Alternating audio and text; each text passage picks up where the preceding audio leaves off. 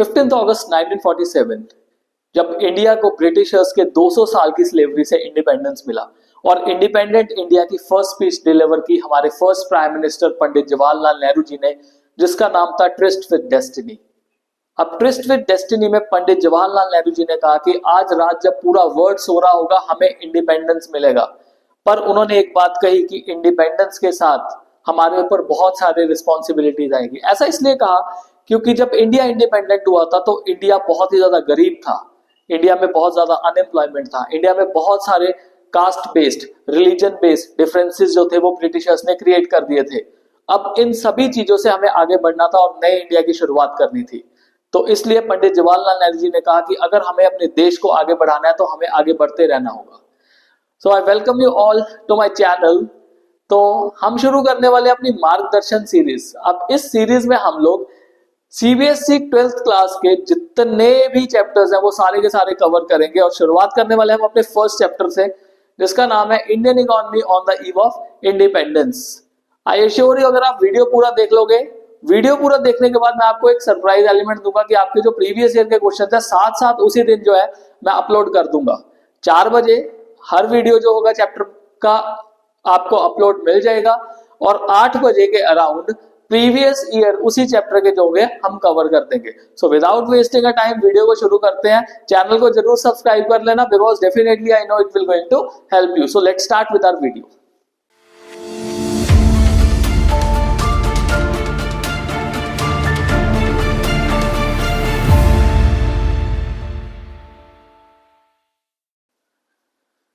Chapter का basic शुरू करने से पहले ना ये 4 फोटोज को ध्यान से देख लो। पहली में ट्रेन में भर भर के लोग जा रहे हैं, दूसरी में लाइन बना के खड़े हुए हैं पानी लेने के लिए, तीसरी में ये आप जो कैंप वगैरह देख सकते हो और चौथी में डिस्ट्रक्शन हुआ है। ये उन टाइम की फोटोज है जब ब्रिटिशर्स जो थे इंडिया को छोड़ के गए थे।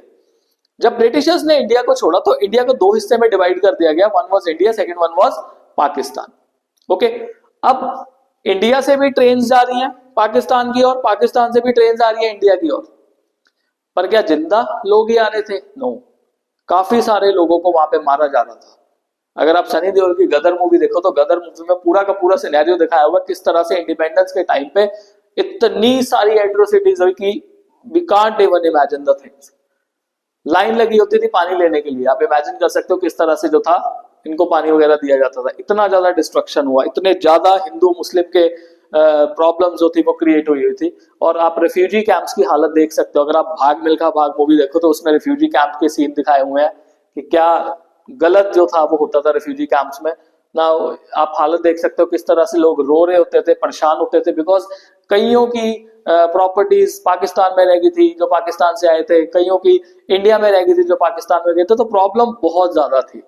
अब इस चैप्टर में हम लोग क्या क्या कवर करेंगे देखो पहली बात तो है इस चैप्टर को 6 हिस्सों में डिवाइड करना है हमें। तो पहला हम पढ़ेंगे agriculture on the eve of independence, फिर इंडस्ट्री के बारे में पढ़ेंगे कि इंडस्ट्री का क्या हालात थे, फॉरेन ट्रेड के बारे में, डेमोग्राफिक प्रोफाइल के बारे में, ऑक्यूपेशनल स्ट्रक्चर के बारे में, और last but not the least हम इंफ्रास्ट्रक्चर के बारे में डिटेल में पढ़ेंगे। पर इन टॉपिक्स में जाने से पहले हमें थोड़ा बहुत इंडियन इकोनॉमी के, जब हमारी इकोनॉमी इंडिपेंडेंट हुई थी तो हमें फीचर्स भी पता होने चाहिए कि हमारी इकोनॉमी के क्या फीचर्स थे, मतलब हमारी इकोनॉमी कैसी थी, दिखने में कैसी थी, शेप कैसी थी। शेप का पता लगेगा तभी हम बता सकेंगे ऐसी शेप बनी क्यों। ओके, तो सबसे पहले देखते हैं फीचर्स ऑफ इंडियन इकोनॉमी। सबसे पहला बात है हमारी इकोनॉमी स्टैग्नेंट इकोनॉमी थी। स्टैग्नेंट इकोनॉमी ऐसी इकोनॉमी होती है जो लिटिल और नो ग्रोथ शो करती है। लिटिल ग्रोथ का मतलब थोड़ी बहुत ही बढ़ रही होगी, 1-2% से बढ़ रही होगी, और नो ग्रोथ का मतलब कुछ भी ग्रोथ नहीं हो रहा। तो first half of 20th century की बात करें तो हमारा जो रियल आउटपुट था वो 2%, लेस देन 2% था, और जो हमारा पर कैपिटा इनकम का ग्रोथ था वो 0.5% था। आप इमेजिन करो कितना कम है। अगर मान लो सपोज हमारा जीडीपी 100 रुपए का था तो अगले साल कितने का होता होगा? 102 रुपए का, 102 से भी कम ही होता था। और पर कैपिटा इनकम का क्या मतलब है? उसका मतलब है कि ऑन एन एवरेज एक साल में एक आदमी कितना पैसा कमा रहा है, तो वो भी बहुत कम था। और आप इमेजिन करो अगर जीडीपी कम होगा, पर कैपिटा इनकम कम होगा, पर कैपिटा इनकम की ग्रोथ भी कम होगी, तो हमारी स्टैंडर्ड ऑफ लिविंग कैसी होगी? बहुत पुअर होगी। जब पैसा नहीं होगा ना पढ़ाई करवा सकते, ना अच्छी हेल्थ की फैसिलिटीज ले सकते। उसके बाद हमारी इकोनॉमी बैकवर्ड इकोनॉमी थी। हमारा पर कैपिटा इनकम 230 रुपए के अराउंड था। 230 रुपीज। पूरा साल का है ये एक दिन का नहीं है, ये एक मंथ का नहीं है, ये पूरे साल का है। So wide spread poverty was there, unemployment was there, basic facilities ही नहीं थी हमारे पास अवेलेबल, इतनी ज्यादा प्रॉब्लम जो थी वो क्रिएट हुई थी। उसके बाद domination of agriculture was there. हमारा टोटल वर्किंग पॉपुलेशन का ऑलमोस्ट 72% वर्किंग पॉपुलेशन जो था वो एग्रीकल्चर में लगा हुआ था। They were confined to agriculture. चलो ये भी कोई दिक्कत नहीं है कि एग्रीकल्चर में लोग काम कर, बट द क्वेश्चन इज कि अगर वो एग्रीकल्चर में इतने सारे लोग काम कर रहे हैं तो उनका जीडीपी में भी कंट्रीब्यूशन अच्छा खासा होना चाहिए। पर वो जीडीपी में कंट्रीब्यूट कितना कर रहे थे? सिर्फ 50% कंट्रीब्यूशन कर रहे थे, जो कि एक बहुत ही अच्छी बात नहीं थी। दैट मीन्स ज्यादा लोग काम कर रहे हैं बट कंट्रीब्यूशन जो है कम है। अब 28% लोग इंडस्ट्री और सर्विसेज में कर रहे हैं बट उनका कंट्रीब्यूशन 50% है, तो आप देख सकते हो डिस्पैरिटी कितनी ज्यादा इंक्रीज होगी। ब्लीक इंडस्ट्रियलाइजेशन, बेड़ा गर्क कर दिया हमारी इंडस्ट्री का ब्रिटिशर्स ने। हमारी इंडस्ट्रीज वर्ल्ड वाइड फेमस होती थी। मैं आपको बताऊंगा क्यों वर्ल्ड वाइड फेमस होती थी हमारी इंडस्ट्रीज, और उसके पीछे एक बहुत ही इंपॉर्टेंट अच्छा सा फैक्ट भी बताऊंगा आपको कि क्या करते थे ब्रिटिशर्स। हमारी हैंडीक्राफ्ट इंडस्ट्री को खत्म कर दिया, स्मॉल एंड कॉटेज इंडस्ट्रीज को ऑलमोस्ट खत्म कर दिया, पूरा नहीं कर पाए, ऑलमोस्ट खत्म कर दिया। और हैवी इंडस्ट्रीज तो हमारी कंट्री में लगाई नहीं। हैवी इंडस्ट्री जैसे आयरन एंड स्टील इंडस्ट्री होगी, और जो बड़ी बड़ी इंडस्ट्रीज है जिसके देश का इंफ्रास्ट्रक्चर डेवलप होता है, हमारी कंट्री में इन्होंने नहीं लगाई। कह रहे आए थे कि हम तो आपको डेवलप करने आए हैं, बट काहे का डेवलप किया। हमारी डिपेंडेंसी इंपोर्ट्स पे बहुत ज्यादा थी, हमें फिनिश प्रोडक्ट्स का इंपोर्टर बना के रख दिया। इवन आप देखो बेसिक चीजें जो होती थी जैसे मेडिसिन होगी, कैरोसिन ऑयल हो गया, इवन स्विंग मशीन होगी, वो भी हम इंग्लैंड से इंपोर्ट कर रहे थे। आप इमेजिन कर सकते हो कि कितनी ज्यादा डिपेंडेंसी हमारी इंपोर्ट के ऊपर कर दी। इवन डिफेंस इक्विपमेंट में तो आज तक भी ना, अगर देखें हम आज तक भी हम काफी सारे अपने जो मेजर डिफेंस इक्विपमेंट्स है वो अब्रॉड से क्या कर रहे हैं, इंपोर्ट कर रहे हैं। Urbanisation, limited urbanisation was there, शहर बहुत ही कम थे हमारे देश में, बहुत ही कम शहर थे। ऑलमोस्ट जो 14% पॉपुलेशन थी हमारी अर्बन एरियाज में रह रही थी। जब इंडिया इंडिपेंडेंट हुआ था ना, तो गांधी जी जो कि रूरल इंडिया को प्रमोट करते थे, गांधी जी कहते होते थे real India lives in village. Why he was saying this thing? Because India में सिर्फ 14% ही जो पॉपुलेशन थी वो अर्बन एरियाज में रह रही थी। तो यही रियल मोटिव क्या था, बताना कि क्यों इंडिया को रियल इंडिया रूरल इंडिया में रहता है, बिकॉज अर्बनाइजेशन बहुत कम थी उस टाइम पे। उसके बाद we were a semi feudal economy. Semi feudal economy एक मिक्स्ड इकोनॉमी का कैटेगरी को कहा जाता है, जिसमें गवर्नमेंट का भी रोल होता है और प्राइवेट सेक्टर का भी रोल होता है। तो बेसिकली देखा जाए, अगर मान लो सपोज प्राइवेट सेक्टर किसी भी तरह की प्रोडक्शन कर रहा है, तो उसके ऊपर जो चेक्स एंड बैलेंसेस है, जो रेगुलेशंस है, वो कौन लगाएगा? सरकार लगाएगी, सरकार रेगुलेट करेगी। ऐसा नहीं है कि प्राइवेट सेक्टर को खुली छुट्टी मिल गई, प्राइवेट सेक्टर को रेगुलेट किया जाने लग गया ताकि जो प्राइवेट सेक्टर है वो एक्सप्लॉयटेशन ना करे। तो ये थे हमारे फीचर्स ऑफ इंडियन इकोनॉमी। अब देखते हैं हमारा first, agriculture sector on the eve of independence. अब इसके फीचर्स देखते हैं। सबसे पहला पॉइंट है लो प्रोडक्शन एंड प्रोडक्टिविटी। हमें पहली बात तो प्रोडक्शन और प्रोडक्टिविटी के बीच का फर्क पता होना चाहिए। देखो, जो प्रोडक्शन होता है उसको टोटल आउटपुट कहते हैं, और जो प्रोडक्टिविटी होता है वो आउटपुट पर हेक्टेयर होता है। आपको इस चीज को समझना पड़ेगा। एक हेक्टेयर का क्या मतलब होता है? एक ऐसा स्क्वायर पीस ऑफ लैंड जिसका जो साइड है वो 100 मीटर का है, और अगर उसका साइड 100 मीटर का है तो डेफिनेटली उसका जो एरिया होगा वो 10,000 मीटर स्क्वायर हो जाएगा। अब स्क्वायर का फॉर्मूला क्या होता है? साइड इंटू साइड होता है एरिया का, एरिया ऑफ स्क्वायर निकालने का। तो प्रोडक्टिविटी हमारी कम थी और जो प्रोडक्शन थी वो भी हमारी क्या थी? कम थी। यहाँ पे दो क्रॉप्स का है। अगर हम वीट की बात करें तो जो वीट है वो 1947 में पर हेक्टेयर में 660 केजी थी, 2020-21 में ये 3464 केजी थी, और राइस जो थी वो 665 और इसका 2713। ऐसा क्यों हुआ मैं आपको कारण बता देता हूँ। देखो, कारण वैसे अगले चैप्टर्स में बहुत डिटेल में कवर होगा, बस मैं आपको बेसिक सा कारण बताता हूँ। इसका कारण था ग्रीन रेवोल्यूशन। पर अभी हम बात कर रहे हैं on the eve of independence, मतलब आजादी के टाइम की शाम, उस टाइम की बात कर रहे हैं। तो इससे ये क्वेश्चन नहीं बनेगा कि क्यों बढ़ी, इसमें यही पूछा जाएगा कि लो प्रोडक्शन और प्रोडक्टिविटी थी, that was it. So reason जो है वो सेकंड चैप्टर में आपका कवर होगा जब हम ग्रीन रेवोल्यूशन के बारे में स्टडी करेंगे। और टोटल प्रोडक्शन की बात करें तो इट वाज 64 लाख टन्स इन 1947, अब ये कितना है 1095 लाख टन। ये डेटा क्रैम करने की जरूरत नहीं है। सीबीएसई आपको ये नहीं कहता कि आपको डेटा का रट्टा मारना है। सिंपल सी बात बताऊं, अगर आपको डेटाबेस क्वेश्चन पूछा जाएगा तो डेटा आपको क्वेश्चन पेपर में गिवन होगा, ये पहली बात है। ओके, तो मतलब ध्यान में ये नहीं रखना कि यार इंडियन इकोनॉमिक डेवलपमेंट में बहुत सारा डाटा होता है, मैं कैसे इस डाटा को याद करूंगा। अरे इतनी ज्यादा याद करने की जरूरत भी नहीं है। जो इंपॉर्टेंट डाटा होगा मैं बता दूंगा कि ये आपने याद रखने हैं चैप्टर में। राइस के केस में 220 kg लाख टन था, अब कितना हो गया 1223 लाख टन। इतनी ज्यादा प्रोडक्टिविटी बढ़ गई कि जो हम फूड ग्रेन्स थे दुनिया से लेते थे, आज के टाइम पे हम दुनिया को फूड ग्रेन्स दे रहे हैं। ओके, सेकेंड प्रॉब्लम देखते हैं क्या थी, एक्सप्लॉयटेटिव लैंड सेटलमेंट सिस्टम। आपको ये 3 फोटोग्राफ दिख रही होंगी, मैं इसमें एक ट्रायंगल बना देता हूं। ओह सही बन गया ट्रायंगल, बहुत अच्छा बना। तो 3 हिस्सों में इस ट्रायंगल को हमने डिवाइड कर दिया। ओके, जो पहला था जिसमें ब्रिटिशर्स थे, दूसरे में जमींदार लोग थे, और तीसरे में थे फार्मर्स। ओके, ये था एक एक्सप्लॉयटेटिव लैंड सेटलमेंट सिस्टम का पूरा पैटर्न। अब इसमें ब्रिटिशर्स टॉप पे बैठे हैं, तो टॉप पे कौन बैठा है, कैप्टन रसल। देखा होगा लगान मूवी में ऐसे कहता था ना, मैं तुमसे 3 गुना लगान लूंगा, यही चीज कहता था ये बंदा।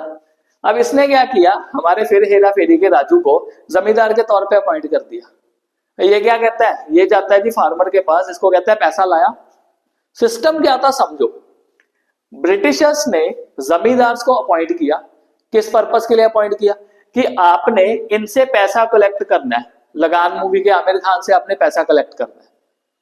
ओके, और आपने क्या करना है, जो फिक्स्ड अमाउंट है इनसे लेके आपने हमें दे देनी है। यहां पे ब्रिटिशर्स का रोल खत्म। ब्रिटिशर्स ने कह दिया कि हमें फिक्स्ड अमाउंट दो, और बाद में इनको एक बेनिफिट दे दिया कि आप इनसे जितना भी पैसा आगे लेना चाहते हो आप ले लो। तो आप समझो, जब पैसा आ जाता है ना, तो पैसे के साथ ना लालच बढ़ता रहता है बंदे का। ओके, तो ये लालची बन गया। अब शक्ल से देख रहा है, लालची, लालचपन पूरा का पूरा नजर आ रहा है शक्ल से। तो ये तो एक्सप्लॉइट करेगा, ये बेचारा परेशान है, बारिश हो नहीं रही, क्रॉप्स जो है वो प्रॉपरली हो नहीं रही, लगान पे लगान देना पड़ रहा है, प्रॉब्लम क्रिएट हो गई इनके लिए। तो इस तरह से एक्सप्लॉइट किया गया फार्मर्स को by the system of middleman. Exploitative land settlement system था। और इन्होंने ना फायदा कैसे उठाया, देखो पैसा भी ले लिया एक्स्ट्रा, और बेचारों की जमीन पे कोई इंफ्रास्ट्रक्चर डेवलपमेंट भी नहीं की। और ये जो फार्मर्स थे गुजारे जोगे रह गए। गुजारे का मतलब क्या है कि बस आई चलाई चल रही है। और यू नो वन थिंग, अगर ये मान लो अपनी जो रेंट थे, टैक्सेस थे, नहीं पे कर पाते थे, तो ये फोर्सफुली इनके लैंड को कैप्चर कर लेते थे। तो इतना ज्यादा प्रॉब्लम जो था फार्मर्स फेस कर रहे थे। उसके बाद फोर्स कमर्शियलाइजेशन कराया गया एग्रीकल्चर को। पहले हमारे जो फार्मर्स थे ना, वो सबसिस्टेंस फार्मिंग करते थे। क्या मतलब है सबसिस्टेंस फार्मिंग का, देखो सबसिस्टेंस फार्मिंग का मतलब है farming that is done to fulfil the basic needs of family itself. मतलब जो भी बना रहे हैं अपने परिवार के लिए बना रहे हैं। मान लो एक फार्मर ने 500 किलो वीट प्रोड्यूस की, तो वो 500 की 500 किलो वो अपने परिवार के लिए यूज करेगा, वो था सबसिस्टेंस फार्मिंग। अब उसमें फूड ग्रेन्स का कल्टीवेशन करते थे। तो सबसिस्टेंस फार्मिंग के टाइम पे क्या था कि फूड ग्रेन्स का कल्टीवेशन करना है। बट ब्रिटिशर्स ने कहा नहीं, तुम लोग कमर्शियल फार्मिंग करो। कमर्शियल फार्मिंग में कैश क्रॉप्स का कल्टीवेशन कह दिया इन्होंने। अब कैश क्रॉप्स में प्राइमरली बताऊं क्या किया इन्होंने कहा कि इंडिगो कल्टीवेट करो। इंडिगो किस लिए कल्टीवेट करा, इंडिगो डाई के लिए यूज करते थे ये लोग। बड़े सियाने ये ब्रिटिशर्स, मतलब लूटने ही आए थे, दिमाग में लूट ही भरी हुई थी। क्या कहते थे कि यार तुम इंडिगो कल्टीवेट करो फोर्सफुली। ऐसा नहीं है कि फार्मर्स खुद चाहते थे, इनको फोर्सफुली कहा जाता था तुम इंडिगो कल्टीवेट करो, हमने डाई करनी है इससे, हमने अपने कपड़े रंगने हैं। और यू नो इंडिगो जहां जहां पे कल्टीवेट होता था उस सॉइल की फर्टिलिटी बहुत ज्यादा रिड्यूस हो जाती थी। तभी इंग्लैंड में नहीं इन्होंने इंडिगो कल्टीवेट किया, इंडिया में कल्टीवेट करवाया। फार्मर्स को पता था, फार्मर्स इस चीज से प्रोटेस्ट करने लगे। अब प्रोटेस्ट हुआ तो उस टाइम पे एक बहुत ही तगड़े लेवल का सत्याग्रह हुआ, जिसको कहते हैं चंपारण का सत्याग्रह। जब जो फार्मर्स थे परेशान हो गए, गांधी जी के पास गए, तो गांधी जी ने आए फर्स्ट अपना जो सत्याग्रह था वो किया यहाँ पे। वो अलग बात थी, इसको रोकना पड़ गया था, काफी सारे उसमें हिस्टोरिकल इंसिडेंट्स है, चौरा चौरी का इंसिडेंट हो गया था, उस पे नहीं जाएंगे। बट द थिंग इज, इससे हमारी क्या ऑब्जर्वेशन निकल जाती है, हमें ऑब्जर्वेशन का ध्यान देना है। ओके, अब एक चीज समझो, पहले वो फूड ग्रेन कल्टीवेट कर रहे थे, अब फूड ग्रेन से कहां पे शिफ्ट हो गए, कैश क्रॉप पे शिफ्ट हो गए। शिफ्ट हुए तो फूड ग्रेन की सप्लाई क्या होगी, कम होगी। फूड ग्रेन की सप्लाई कम हुई तो प्राइसेस क्या हो गए इसके, बढ़ गए, शूट अप कर गए। और जब भी देश में ड्रॉट आया तो आप खुद देखो कितने सारे लोग जो है मरे होंगे। बंगाल में फमीन आया था 1943 में, और ऐसे ही ना 1770s के अराउंड भी एक फमीन आया था, बंगाल में ही आया था, 17 आई गेस 1767 के अराउंड आया था। तो उस टाइम भी काफी सारे लोग जो थे मरे थे। चलो उस टाइम तो ब्रिटिशर्स का रूल स्टार्ट ही हुआ था, बट ये तो पूरा का पूरा पीक पे था रूल उनका उस टाइम। तो इन प्रॉब्लम की वजह से आप देखो कितना ज्यादा प्रॉब्लम जो था वो फेस करना पड़ा। प्लस इन्वेस्टमेंट जो थी एग्रीकल्चरल इंफ्रास्ट्रक्चर में ना के बराबर थी। ना के बराबर कैसे, जैसे मैंने आपको बताया ना, जमींदार ने फिक्स परसेंटेज तो ब्रिटिशर्स को दे दिया, बचे कितने, जितने भी बचे उसमें से काफी सारा हिस्सा आपने ले रख लिया। अब फार्मर, मेरे को बात बताओ, हम एक वैसे ही एक हाइपोथेटिकल सिनेरियो बनाते हैं, 100 रुपए कमाए फार्मर ने, 100 रुपए में से 50 रुपए मान लो ब्रिटिशर्स ले गए, 25 रुपए मान लो सपोज जमींदार ले गए, और 25 रुपए बचे फार्मर के पास। तो बेचारा फार्मर अपने घर का सर्वाइवल करे इससे 25 रुपए से, या इंफ्रास्ट्रक्चर डेवलपमेंट करे अपने खेत पे, समझे। बीज भी खरीदना है, अगले साल की तैयारी भी करनी है, बीज तो चलो उस टाइम पे वही दोबारा दोबारा करते रहते थे, रीजनरेट होता रहता था। बट द थिंग इज, खर्चा तो होना ही है, ऐसा तो है नहीं फ्री में सब कुछ हो जाता था, चीजें तो चाहिए ना, हर चीज चाहिए। इंफ्रास्ट्रक्चर में बिल्कुल भी पैसा नहीं लगाया, और स्मॉल एंड फ्रेगमेंटेड होल्डिंग्स थी हमारी। अब ये किसान है, बेचारा हंसमुख सा किसान है, दुखी लगाना चाहिए था, क्योंकि उस टाइम पे बहुत दुखी थे हमारे फार्मर्स। अब मान लो सपोज इसकी एक जमीन यहाँ पे है, दूसरी यहाँ पे है, तीसरी यहाँ पे है, और चौथी यहाँ पे है। होल्डिंग्स वर स्मॉल, छोटे छोटे खेत थे, बट अलग अलग जगह पे खेत थे। अब बताओ इसका कोई फायदा होगा, पहला बेचारा यहाँ पे जा रहा है, फिर यहाँ पे जा रहा है, फिर यहाँ पे जा रहा है, फिर यहाँ पे जा रहा है। या तो क्या होता, एक ही जगह पे इसका पूरा का पूरा फार्म होता, जिसका बेनिफिट अल्टीमेटली इसको मिलता तो सही। तो ये भी बहुत बड़ी जो प्रॉब्लम थी हमारे देश में थी। फिर उसके बाद there was a huge gulf between owner of the soil and tiller of the soil.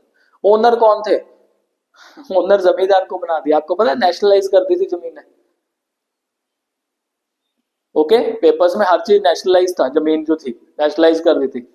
Okay, farmers को अब इलिटरेसी इतनी थी क्या ही बताएं, बहुत सारी प्रॉब्लम थी। अब जो ओनर थे, जो कि जमींदार बन गए थे, जो टिलर थे, जो लैंडलेस लेबरर्स थे, ओके, सारा का सारा ऐश जो था वो ओनर्स कर रहे थे, और उनके पास कितना पैसा बच रहा था। तो आप खुद इमेजिन कर सकते हो, कोई बंदा काम पे काम कर रहा है, और दूसरा बंदा जो मलाई खा के जा रहा है, जिसको कहते हैं ना मलाई, इसको मिल गई और मेहनत दूसरे बंदे की, और माल दूसरा बंदा ले गया। तो जो बंदा मेहनत कर रहा है अल्टीमेटली गुस्सा तो आएगा ही ना उसको। हाँ, वो अलग बात है, वो इतने ज्यादा वीक थे कि वो ज्यादा प्रोटेस्ट नहीं कर पा रहे थे, और जो स्ट्रॉन्ग बंदा था उसका नाजायज फायदा उठा रहा था। देन सबसिस्टेंस आउटलुक था हमारा। सबसिस्टेंस आउटलुक का मतलब है the farming which is done to fulfil the basic family needs. यही जो चीज थी हमारे देश में, हमारे जो एग्रीकल्चर के फीचर्स थे उस टाइम पे प्रेजेंट थे। प्लस पार्टीशन ने ना हमारी कंट्री के एग्रीकल्चर के ऊपर बहुत ज्यादा इम्पैक्ट डाला। मैंने यहाँ पे 3 फोटोज जो है वो प्लेस की हुई है, होपफुली आपको क्लियरली ये फोटोज दिख रही हैं। ये है बिफोर 1947, इस टाइम पे जो बांग्लादेश था और जो पाकिस्तान था, दोनों क्या थे, इंडिया के पार्ट थे। ये आ गया आफ्टर पार्टीशन का फोटो, जिसमें ये बन गया जी हमारा एक पाकिस्तान, वेस्ट पाकिस्तान, और ये बन गया जी ईस्टर्न पाकिस्तान। पहले हम यहाँ पे डिस्कस करेंगे, उसके बाद ये वाली कहानी मैं आपको थोड़ी सी बता दूंगा। तो इंडिया को टोटल 82% पॉपुलेशन मिल गया, बट हमारा 65% फूड ग्रेन का एरिया हमें मिला। पॉपुलेशन ज्यादा है, फूड ग्रेन का एरिया जो है वो कम है। और जो रिच फर्टाइल एरियाज थे ना हमारे देश के, जैसे जो वेस्ट पंजाब है, पंजाब को तो और बंगाल को तो बहुत ही तोड़ा गया, लिटरली इन 2 स्टेट्स को तोड़ तोड़ के इतना सा बना दिया गया। तो रिच प्रोड्यूसिंग एरिया जो थे वो वेस्ट पंजाब और सिंध रीजन में, यहाँ पे चले गए, इस पर्टिकुलर रीजन में चले गए। बहुत ही फर्टाइल एरिया है, आप देखो इतना फर्टाइल एरिया। ये गर्ल्स को पता होगा, गर्ल्स एक मिट्टी यूज करते हैं, मुल्तानी मिट्टी। तो आप देखो जिस मिट्टी में इतनी ज्यादा मतलब प्योरिटी है, तो वो उस एरिया में कितनी की ज्यादा फर्टिलिटी होगी, आप इमेजिन कर सकते हो इस चीज को। ओके, और ये जो पाकिस्तान बना था, ये धर्म के नाम पे पाकिस्तान बना था, okay, based on the religion. पर जब 1971 में बांग्लादेश अलग हुआ, तो जिन्ना जी की ये जो थ्योरी थी धर्म के नाम पे देश बनाने की, वो थ्योरी भी क्या होगी, खत्म होगी। इस पे नहीं जाएंगे, हिस्टोरिकल टॉपिक है, आगे कंटिन्यू करते हैं। अब इंडस्ट्रियल सेक्टर की बात करते हैं। हमारा जो इंडस्ट्रियल सेक्टर था, ब्रिटिशर्स ने सिस्टमैटिकली डी इंडस्ट्रियलाइज किया। सिस्टमैटिकली डी इंडस्ट्रियलाइजेशन करने के इनके दो तरीके थे। तो पहला तो इन्होंने हमारी जो इंडस्ट्रीज है, हैंडीक्राफ्ट इंडस्ट्रीज है, उसको खत्म किया। उसको खत्म करने के बाद इंडिया से जितने भी रॉ मटेरियल थे और प्राइमरी प्रोडक्ट्स थे, हमारी कंट्री से एक्सप्लॉइट किए, जैसे कॉटन एंड जूट। ओके, और दूसरी चीज उन्होंने क्या की कि फाइनल प्रोडक्ट्स वहां से बना के लेके आए और इंडिया की मार्केट में भर भर के अपने फाइनल प्रोडक्ट्स बेचे। तो टू फोल्ड मोटिव था। पर ये टू फोल्ड मोटिव इनका सक्सेसफुल कैसे हुआ? पहला तो हमारी हैंडीक्राफ्ट इंडस्ट्री को डी इंडस्ट्रियलाइज किया, और दूसरा था bleak growth of modern industry. ये दो तरीके से इन्होंने हमारी इंडस्ट्रीज को पूरा का पूरा खत्म किया। वो कैसे किया, लेट्स सी। देखो, पहला डिके ऑफ हैंडीक्राफ्ट्स। इंडिया के हैंडीक्राफ्ट पूरी दुनिया में फेमस थे। इंग्लैंड भी डिफरेंट नहीं था, यूके भी डिफरेंट नहीं था। इंडिया के हैंडीक्राफ्ट वहां पे भी बहुत ज्यादा फेमस हुआ करते थे। 1700s के अराउंड, 1705 और 1720s के अराउंड इंडिया के हैंडीक्राफ्ट ब्रिटिशर्स इतने ज्यादा पसंद करते थे कि यूके वालों को फाइन लगाना पड़ गया था कि अगर कोई बंदा इंडिया के हैंडीक्राफ्ट यूज करेगा तो इस पे फाइन लगाएंगे, हम पेनल्टी लगाएंगे कि इंडिया के हैंडीक्राफ्ट ना यूज करो, डोमेस्टिकली प्रोड्यूस गुड्स को यूज करो। इतने ज्यादा वर्ल्ड वाइड फेमस थे। इंडिया ऐसा नहीं था कि हाँ, इंडिया आज जैसा यूएस है इकोनॉमिक मामले में, जीडीपी के मामले में, इंडिया उस टाइम पे इतना ज्यादा रिच था, बहुत रिच था इंडिया। अब इन्होंने क्या किया, किस तरह से हमारी हैंडीक्राफ्ट इंडस्ट्री को इन्होंने डिस्ट्रॉय किया। अब देखो, जब भी इंडिया से सामान बिकने यूके में जाता था, ये पॉइंट समझो। अब हैंडीक्राफ्ट गया, मान लो suppose,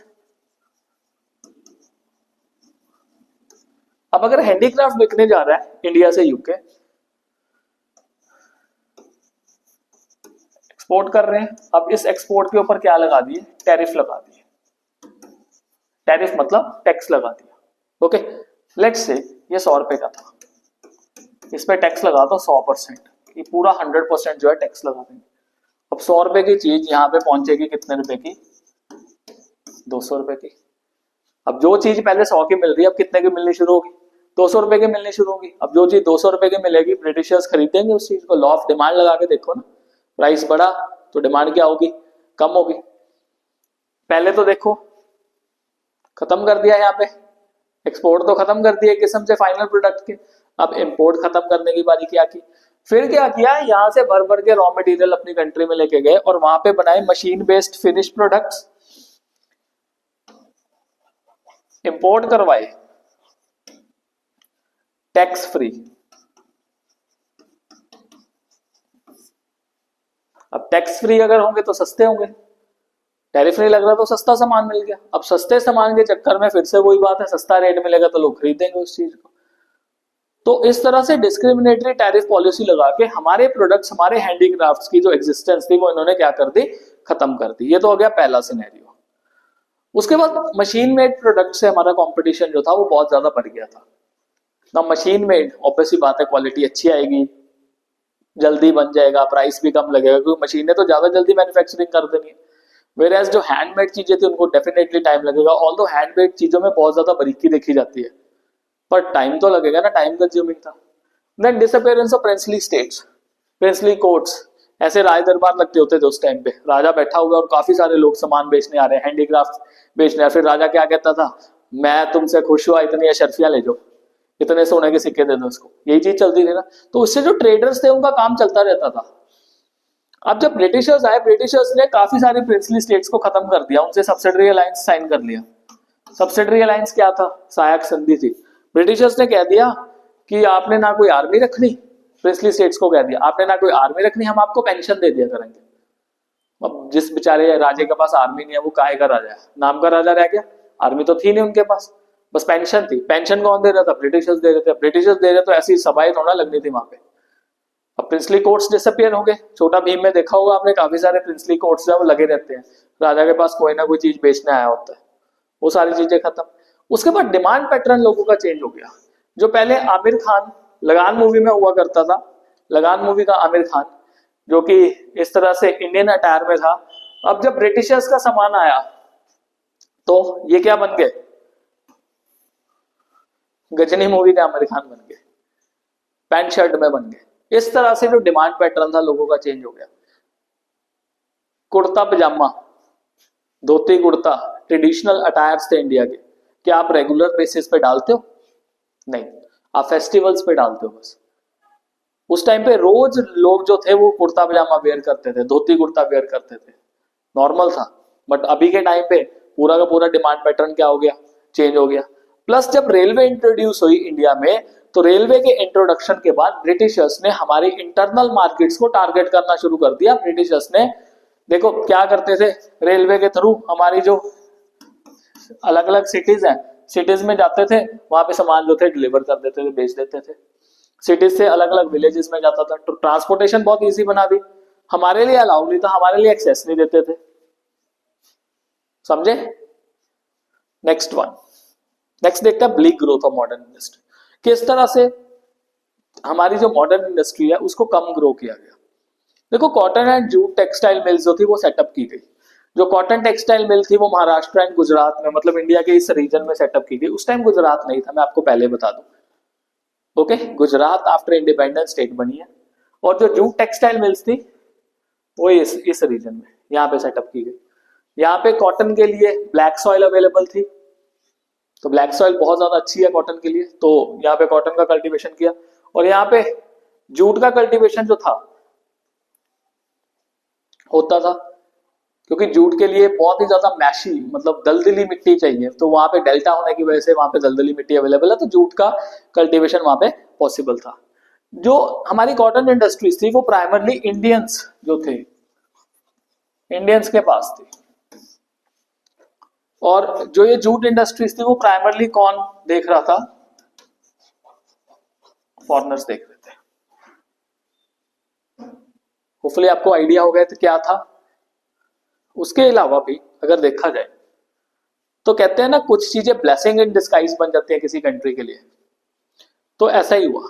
world war one India के लिए ब्लेसिंग इन डिस्गाइज बन गया। किस तरह से ब्लेसिंग इन डिस्गाइज बना मैं आपको बताता हूँ। 1914 में वर्ल्ड वॉर वन जो था वो स्टार्ट हुआ।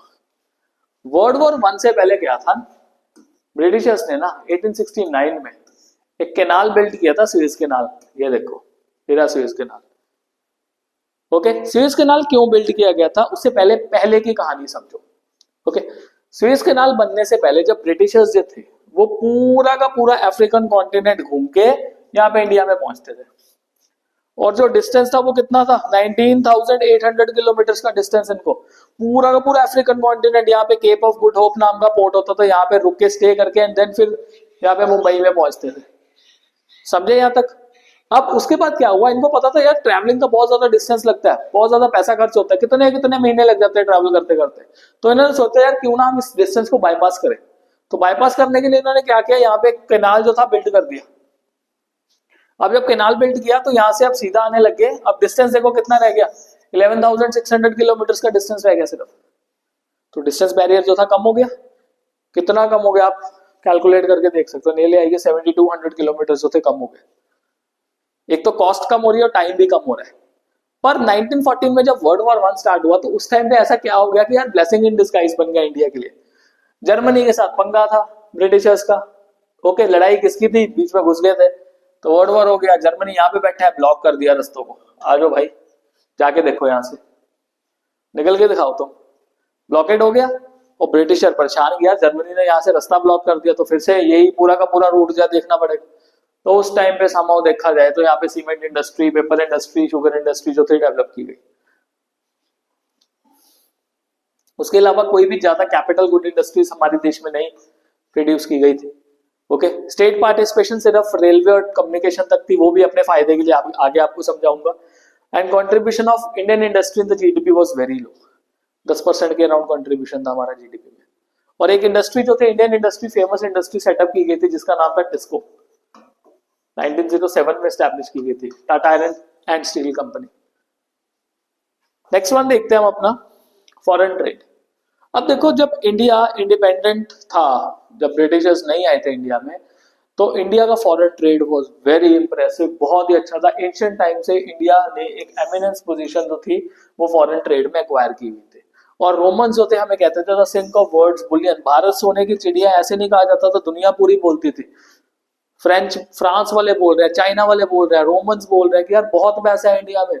और तभी इंडिया पे इतने ज्यादा अटैक्स हुए। यहाँ पे एक चीज देखो, स्टार्टिंग से अगर आप हिस्ट्री पढ़ो तो इंडिया में इतने ज्यादा अटैक्स हुए, सभी अटैक कर रहे हैं, इंडिया ने अटैक कर रहा, सभी अटैक कर रहे हैं, इंडिया में इतना ज्यादा वेल्थ था।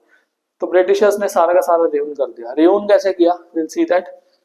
सबसे पहले देखो, ब्रिटिशर्स रूल से पहले हमारी जो कंट्री थी वो फिनिश प्रोडक्ट को एक्सपोर्ट करती थी, जैसे फाइन कॉटन को करती थी, सिल्क को, टेक्सटाइल को, वुडन गुड्स को, आइवरी एंड प्रीशियस स्टोन्स, इन सभी को क्या करते थे, एक्सपोर्ट करते थे। बट जब ब्रिटिशर्स आए, ये कहते थे हम आपको डेवलप करने आए, इन्होंने हमें इंपोर्टर बना के रख दिया सिर्फ रॉ मटेरियल का।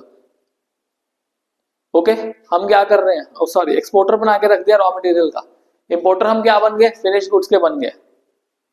ये प्रॉब्लम थी। तो ये जो वसूली भाई है क्या कह रहे हैं, चूना लगा दिया इन्होंने। चूना डेफिनेटली लगाया इन्होंने, बहुत ज्यादा लगाया। ऑब्जर्वेशन क्या निकल के आई कि हम नेट एक्सपोर्टर बन गए रॉ मटेरियल के और इंपोर्टर बन गए हम फिनिश गुड्स के। हमने किसको एक्सपोर्ट करना शुरू कर दिया, हम रॉ मटेरियल को क्या कर रहे हैं, एक्सपोर्ट कर रहे हैं। रॉ मटेरियल में हम कॉटन, सिल्क, जिससे जो फाइनल प्रोडक्ट्स है ब्रिटिशर्स वाले बना सके, और ब्रिटिश मेड जो फिनिश गुड्स है हम क्या कर रहे थे, इंपोर्ट कर रहे थे। And we were having monopoly trade with Britishers. Nearly हमारा जो 50% के अराउंड ट्रेड था वो ब्रिटिशर्स के साथ ही था। इसके अलावा अगर देखा जाए तो हमारा ट्रेड कुछ हद तक चाइना के साथ था, श्रीलंका, सिलोन के साथ था, पर्शिया, ईरान के साथ भी था हमारा कुछ हद तक ट्रेड। और सुएज कैनाल के ओपन होने के बाद तो ब्रिटिशर्स के साथ हमारा ट्रेड और भी ज्यादा बढ़ चुका था। हमारा सरप्लस था, हम डेफिसिट में नहीं थे, हम सरप्लस में थे। सरप्लस का मतलब है हमारा जो बैलेंस ऑफ ट्रेड था फेवरेबल था। इसका मतलब है हमारे एक्सपोर्ट्स जो थे वो हमारे इंपोर्ट से क्या थे, ज्यादा थे। चाहे हम रॉ मटेरियल को एक्सपोर्ट कर रहे थे, आप इमेजिन करो कितना ज्यादा रॉ मटेरियल हम एक्सपोर्ट कर रहे थे और कितना हम इंपोर्ट कर रहे थे फिनिश प्रोडक्ट की, अभी भी हम सरप्लस बैलेंस ऑफ ट्रेड में है। अगर मैं थोड़ा बहुत डेटा को ध्यान में रखूं तो अराउंड 25 करोड़ का सरप्लस था उस टाइम पे। 25 करोड़ रुपए एक बहुत बड़ा अमाउंट हुआ करता था। रॉ मटेरियल को एक्सपोर्ट करने के बाद भी फिर भी 25 करोड़ के सरप्लस में हम चल रहे थे। पर क्या आपको लगता है कि जो सरप्लस था ब्रिटिशर्स ने हमारे देश की डेवलपमेंट के लिए यूज किया? Answer is no. इस पिक्चर को ध्यान से देखो, इस पिक्चर्स में वो सारी कंट्रीज है जिन कंट्रीज पे ब्रिटिशर्स ने रूल किया है। नियरली अबाउट 70 प्लस कॉलोनीज थी ब्रिटिशर्स की। अब 70 प्लस कॉलोनीज जो थी ब्रिटिशर्स की, उनको चलाना तो था, उनका एडमिनिस्ट्रेशन का खर्चा करना था। अब एडमिनिस्ट्रेशन का खर्चा जो मेजोरिटी खर्चा था वो कहां से निकालते थे, वो इंडिया से निकालते थे। इंडिया के पास बहुत सारा वेल्थ था, उनको पता था इंडिया बहुत बड़ी कॉलोनी है ब्रिटिशर्स की। इतना बड़ा वेल्थ जो था ब्रिटिशर्स का कहां से निकल के आता था, इंडिया से निकल के आता था। तो क्या इंडिया का पैसा इंडिया के लिए यूज करते थे? नहीं जी, इंडिया का पैसा यूज करते थे अपने एडमिनिस्ट्रेटिव एक्सपेंसेस के लिए। अपने इतने बड़े स्टाफ को सैलरी देनी है, अब इतना बड़ा काम करना है तो डेफिनेटली पैसा तो लगेगा ही लगेगा ना। और साथ ही साथ लड़ाई करते रहते थे। इंपीरियलिज्म फैशन में था। इंपीरियलिज्म मतलब कोई भी दूसरा कंट्री मुंह उठा के आता था, किसी भी कंट्री पे राज करना शुरू कर देता था। अब राज करना, उसके लिए लड़ाई तो लड़नी पड़ेगी। तो लड़ाई किया उस पर, ये तो है नहीं अब हाथों से लड़ाई चल रही है, गोलियां चल रही है। ओके, तो गोलियां चलाने के लिए पैसे भी तो चाहिए ना, सोल्जर्स को पैसे देने हैं। तो वो सारा खर्चा इंडिया से किया जा रहा था। तो ये था हमारा फॉरेन ट्रेड का सिनेरियो। उसके बाद अगर हम डेमोग्राफिक प्रोफाइल की बात करें तो बर्थ रेट और डेथ रेट बहुत ही दोनों हाई थे। बर्थ रेट का मतलब है number of birth per 1000 live birth, okay, in a year. उस टाइम पे बर्थ रेट जो था 48 था पर 1000। और death rate number of people dying per 1000 in a year, particular period of time, primarily year के लिए कह देते हैं। तो ये था हमारा 40 पर 1000। और ये मैसिव पॉवर्टी को शो करता था। देखो जितनी ज्यादा पॉवर्टी होगी, ओके, जितना ज्यादा बर्थ रेट होगा, डेथ रेट होगा, दैट मीन्स सोसाइटी प्रॉब्लम जो थी वो थी, हेल्थ केयर फैसिलिटीज अवेलेबल नहीं थी, लोगों को फैमिली प्लानिंग का नहीं पता था। आज के टाइम पे फैमिली प्लानिंग का मोस्टली लोगों को पता है, पर उस टाइम पे नहीं था इतना ज्यादा कुछ। तो बर्थ रेट का ज्यादा होना भी और डेथ रेट का ज्यादा भी होना एक बैकवर्ड सोसाइटी की जो थी निशानी थी।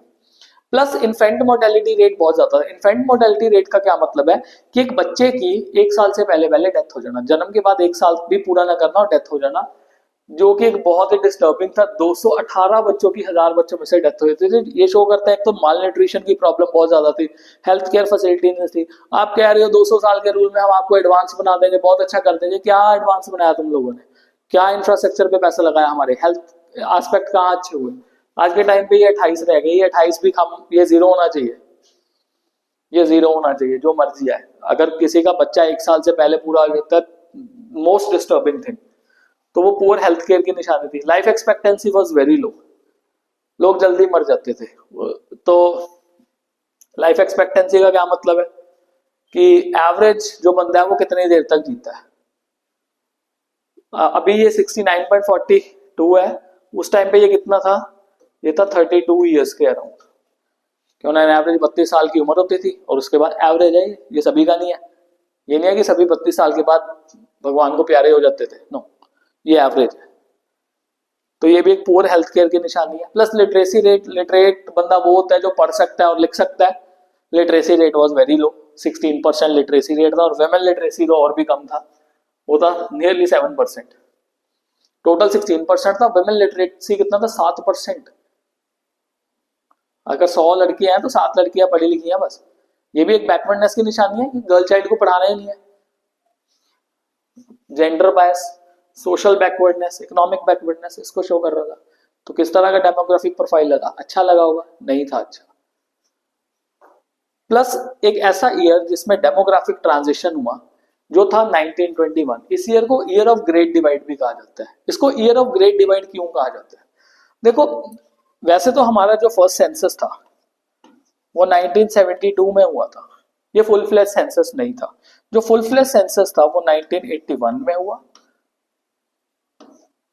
उसके बाद 1991 में हुआ। अरे मैं पीछे चल गया, मैंने गलत बता दिया थोड़ा सा। जो हमारा, इसको रिपीट करते हैं, जो हमारा फर्स्ट सेंसस था वो 1872 में हुआ था। ओके, उसके बाद जो फर्स्ट फुल फ्लैश सेंसस था वो 1881 में हुआ।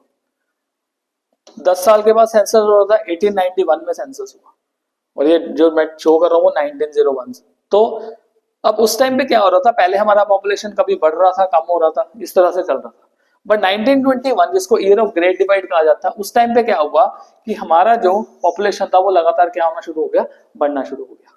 ये इसीलिए इसको कहा जाता है ईयर ऑफ ग्रेट डिवाइड, कि 1920 के बाद, 21 के बाद, सेंसस के बाद हमारा पॉपुलेशन ग्रेजुअली क्या हो रहा है? इंक्रीज हो रहा है। और बधाई हो, अभी तो हम दुनिया के सबसे पॉपुलेटेड कंट्रीज में आ चुके हैं, नंबर 1 पे। Great achievement. ओके, अब ज्यादा पॉपुलेशन होने के फायदे क्या है? एक तो चलो यंग पॉपुलेशन मिल गया, काम भी तो मिलना चाहिए। यंग पॉपुलेशन अकेली क्या कर लेगी? काम ही नहीं होगा। पर प्रॉब्लम क्या होगी? हमें मेंटेनेंस पे ज्यादा खर्चा करना पड़ेगा। हमें ज्यादा पैसा क्या करना पड़ेगा? लगाना पड़ेगा उसको मेंटेनेंस के लिए। हम फर्दर प्रोडक्शन नहीं कर सकते, हम मेंटेन ही कर रहे हैं सारी चीजों को, इंफ्रास्ट्रक्चर को दोबारा मेंटेन कर रहे हैं, मतलब वही रोड्स को ठीक कर रहे हैं, वही रेलवे ट्रैक्स को ठीक कर रहे हैं। तो we have to need an expansion. तो एक्सपेंशन तभी होगा जब ये बढ़ती हुई पॉपुलेशन को काम मिलेगा। This was year of great divide. अब उसके बाद ऑक्यूपेशनल स्ट्रक्चर की अगर हम बात करें तो बेसिकली देखा जाए तो ऑक्यूपेशनल स्ट्रक्चर 3 हिस्सों में डिवाइड किया जाता है, प्राइमरी सेक्टर, सेकेंडरी सेक्टर और टर्शरी सेक्टर। प्राइमरी में हमारे पास क्या क्या था? Agriculture, agricultural labour, forestry, fishery, animal husbandry, plantation और माइनिंग। आपको कोई नहीं कहेगा डाटा याद करो सारा का सारा। 72.7% के अराउंड लोग थे। एग्रीकल्चर में 50%, एग्रीकल्चरल लेबर जो थी 19.7% एंड 2.4% जो था फॉरेस्ट्री, फिशरीज वगैरह, और 0.6% माइनिंग में था। ओके, क्रैम मत करना। बेसिक डाटा ये याद रखना है कि अराउंड 72% जो थे लोग एग्रीकल्चरल सेक्टर में, प्राइमरी सेक्टर में काम कर रहे थे। सेकेंडरी में 10% के अराउंड थे, जिसमें से small and large scale industries में 9% थे, और बिल्डिंग कंस्ट्रक्शन में 1.1% थे। ये वाली चीज थी। उसके बाद टर्शरी सेक्टर की बात करें तो 17.2% थे, जिसमें ट्रेड एंड कॉमर्स में था 5.2%, और ट्रांसपोर्टेशन स्टोरेज कम्युनिकेशन में था 1.6% और बाकी जो अदर सर्विसेज मिल मिला के कितनी थी 10.6%। अब आप कहोगे कि सर क्रैम करना है डाटा, नहीं करना भाई क्रैम, हमें सिर्फ ऑब्जर्वेशंस देखनी है इसकी। अब ऑब्जर्वेशंस में क्या आएगा, हमारे पास 3 ऑब्जर्वेशंस निकल के आई। पहला, agriculture the principal source of occupation, कितने सारे लोग 72.7% लोग एग्रीकल्चर में काम कर रहे हैं, जो कि हमारे दुनिया की डेवलप्ड कंट्रीज से काफी ज्यादा थी। चाहे वो यूके का एग्जांपल ले लो, चाहे यूएस का एग्जांपल ले लो, फ्रांस का एग्जांपल ले लो, जर्मनी का एग्जांपल ले लो, इवन जापान का एग्जांपल ले लो, वहां पे इतने सारे लोग एग्रीकल्चर में काम नहीं कर रहे थे। इट वाज इंडिया ओनली जहां पे इतने सारे लोग जो थे वो काम कर रहे थे। Plus industry and insignificant source of occupation, industry जो था वो इनसिग्निफिकेंट सोर्स ऑफ ऑक्यूपेशन बन के रह गया। मतलब एक ना कोई भी अगर हम स्ट्रक्चरल चेंज करें किसी भी इकोनॉमी में तो प्राइमरी से सेकेंडरी की तरफ मूव करते हैं, सेकेंडरी से टर्शरी की तरफ मूव करते हैं। तो इंडिया ने सेकेंडरी में तो इतनी ज्यादा डेवलप नहीं की, इंडिया यहाँ पे टर्शरी पे पहुंच गया सीधा। तो जो सेकेंडरी वाला गैप था वो फिल ही नहीं हुआ। तभी तो आज के टाइम पे गया ना मेक इन इंडिया, इंडिया में बनाओ। क्यों बनाओ इंडिया में भाई, इंडस्ट्री बहुत ज्यादा एम्प्लॉयमेंट प्रोवाइड करती है, मैक्सिमम जो एम्प्लॉयमेंट है वो इंडस्ट्री प्रोवाइड करेगी। इतना ना एग्रीकल्चर करेगा, ऑल्दो सर्विस सेक्टर भी बहुत काम कर रहा है, बट इंडस्ट्री में ओवरऑल एम्प्लॉयमेंट जो है वो ज्यादा चांसेस होते हैं होने के। और दुनिया की बाकी जो कंट्रीज है, बड़ी बड़ी कंट्रीज है, वहां पे इंडस्ट्रियल डेवलपमेंट बहुत हो। दुनिया की जितनी भी डेवलप्ड कंट्रीज उठा के देख लो, उन डेवलप्ड कंट्रीज में जो मेजोरिटी कंट्रीज है वो इंडस्ट्रियली डेवलप्ड कंट्रीज है। चाहे यूएस है, चाहे यूके है, चाहे फ्रांस है, चाहे जर्मनी है, जापान है, ये सारी की सारी कंट्रीज में इंडस्ट्रीज को बहुत ही ज्यादा डेवलप किया गया। And it was an insignificant transition from agriculture to industry, जो कि मैंने आपको बताया। क्यों हैंडीक्राफ्ट इंडस्ट्री खत्म की ब्रिटिशर्स ने, की या नहीं? कैपिटल गुड इंडस्ट्री यहाँ पे नहीं बनाई, छोटी मोटी इंडस्ट्रीज बनाई यहाँ पे, शुगर की, सीमेंट की, पेपर की, ये इंडस्ट्रीज बनाई। बट क्या हैवी इंडस्ट्री जो थी iron and steel industry, although TISCO was there, but TISCO के लिए क्या कर लेती, बहुत ज्यादा इंडस्ट्री से, इतने बड़े देश को चलाने के लिए, इतने बड़े देश को पैसा फंड करने के लिए बहुत पैसा चाहिए। These were the things. उसके बाद अगर इंफ्रास्ट्रक्चर की बात करें जो हमारा 6th है, इसमें इंफ्रास्ट्रक्चर हमारे पास 2 तरह का आ जाता है, एक आता है इकोनॉमिक इंफ्रास्ट्रक्चर, दूसरा होता है सोशल इंफ्रास्ट्रक्चर। अब इकोनॉमिक इंफ्रास्ट्रक्चर में हम transportation, communication, power, IT, tourism, इन सभी चीजों को देखते हैं। सोशल इंफ्रास्ट्रक्चर में हम देखते हैं एजुकेशन, हेल्थ एंड हाउसिंग, इन 3। ये डायरेक्टली पैसा देते हैं, ये डायरेक्टली पैसा नहीं देता, बट ये पैसा कमाने में तो हेल्प करेगा ना, अच्छा एजुकेशन, अच्छा हेल्थ और हाउसिंग फैसिलिटी।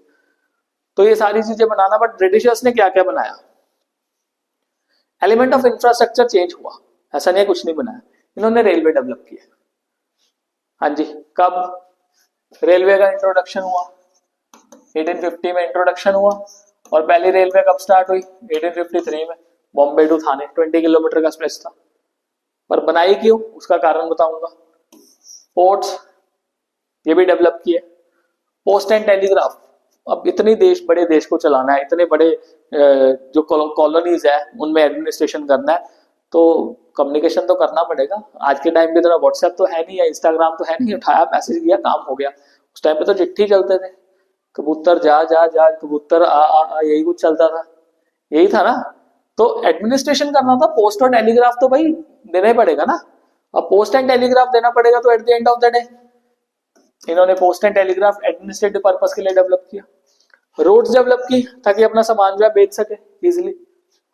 अब आपको पता है ना, जो इन्होंने पोर्ट डेवलप किए थे और रेलवे डेवलप किए थे, उसका आपको कनेक्शन समझाता हूँ।